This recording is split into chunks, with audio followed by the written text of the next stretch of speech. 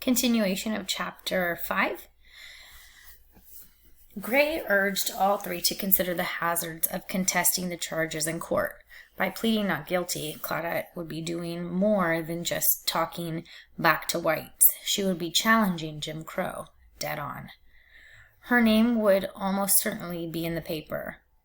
Homes had been bombed, jobs lost, and people lynched for less.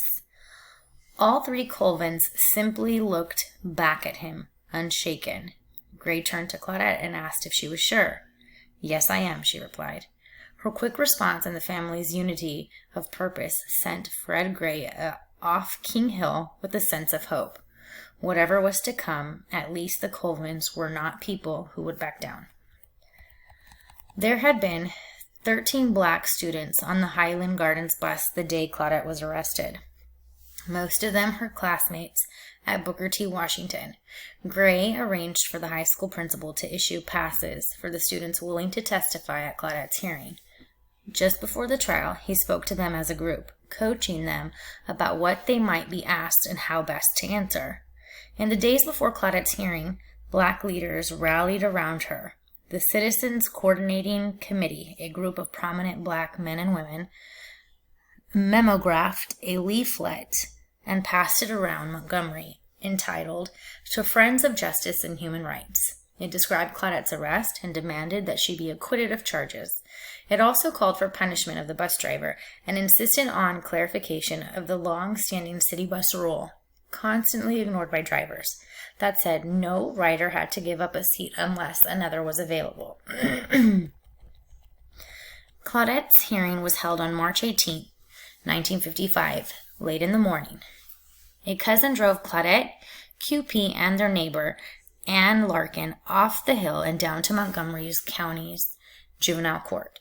Claudette felt certain her troubles would be over by nightfall.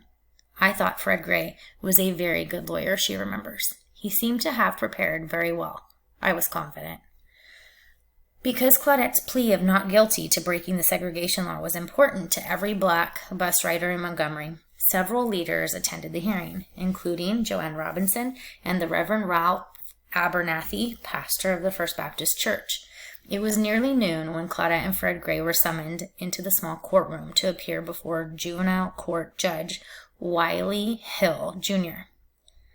Students remained in the hall, straining to hear what was going on behind the door and waiting for their names to be called.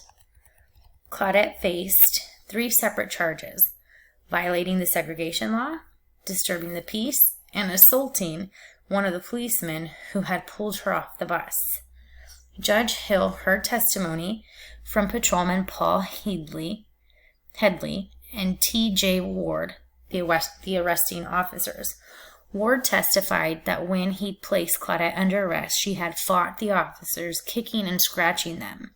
She insisted she was colored and just as good as white, Ward informed the judge. The 2 officers were able to show a letter written by a white passenger on the bus that day, praising them as gentlemen almost to the point of turning the other cheek, who spoke to Claudette in tones so soft that I doubt if any of the other passengers aboard the bus even heard them.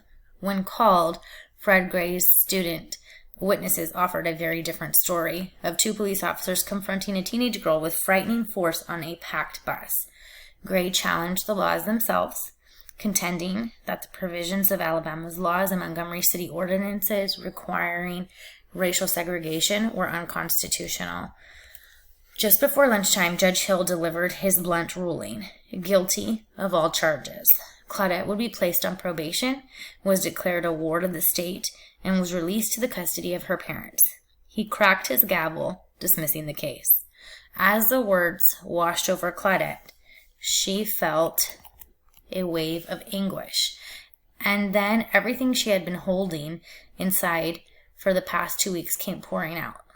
Claudette's agonized sobs penetrated the atmosphere of the courthouse, wrote Joanne Robinson. Many people brushed away their own tears. Claudette, now I was a criminal. Now I would have a police record whenever I went to get a job or when I tried to go to college. Yes, I was free on probation, but I would have to watch my every step, everywhere I went, for at least a year.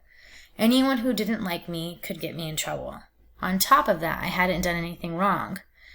Not everyone knew the bus rule that said they couldn't make you get up and stand if there was no seat available for you to go to, but I did. When the driver told me to go back, there was no other seat. I hadn't broken the law, and assaulting a police officer, I probably wouldn't have lived for long if I had assaulted those officers. When I got back to school, more and more students seemed to turn against me. Everywhere I went, people pointed at me and whispered. Some kids would snicker when they saw me coming down the hall. It's my constitutional right. It's my constitutional right. I had taken a stand for my people. I had stood up for our rights. I hadn't expected to become a hero, but I sure didn't expect this. I cried a lot, and people saw me cry. They kept saying I was emotional. Well, who wouldn't be emotional after something like that?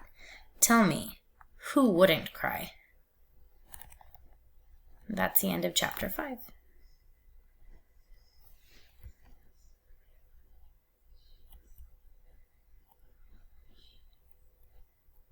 Okay, I'm going to go back and read this part about E.D. Nixon. When black people had serious problems in Montgomery, they went to E.D. Nixon. Employed as a railroad sleeping car porter, Nixon worked tirelessly throughout his life to advance the rights of black people. A tall, rugged man with a commanding voice and an earthy sense of humor, Nixon seemed to know everyone. Jailers, white policemen, judges, newspaper reporters, lawyers, and government officials. An early president of the Montgomery chapter of the NAACP. Nixon was often able to fix common people's problems through plain talk and informal dealing before they hardened into legal cases. Okay, and let me read this part about the bus boycotts. The idea of boycotting or staying off public vehicles until reforms were made was nothing new, but it had never succeeded for long on a large scale. Between 1900 and 1906, Montgomery was one of 25 southern cities to protest segregated streetcars through boycotts. More recently, in June 1953, the black community of Baton Rouge, Louisiana, had boycotted the city's buses for several days to protest segregated seating. Though they weren't able to evict Jim Crow, the Baton Rouge protesters developed a free ride transportation system and left a detailed blueprint for other bus protesters to follow. Okay, now that concludes chapter 5.